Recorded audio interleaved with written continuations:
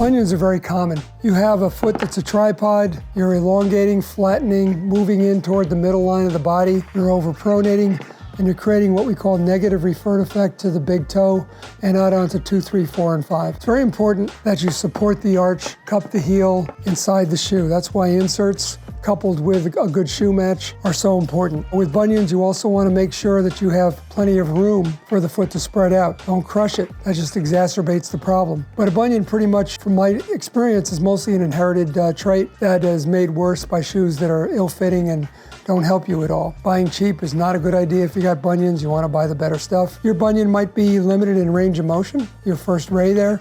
It might be what they call a hallux valgus, turning in, or it could be a hallux varus turning out. The bottom line is we need to support your foot back here so as you elongate and pronate that toe and all of the 5 toes of the forefoot are not jamming to the outside. The best solution for bunions is first, let your foot doctor work with you on suggestions and outcomes and follow their guidance. When you come in, we will do the best we can to get your shoes that fit, the right shoe for you, and inside the shoe support you so that you're not exacerbating that problem you inherited or made worse by poor fitting shoes.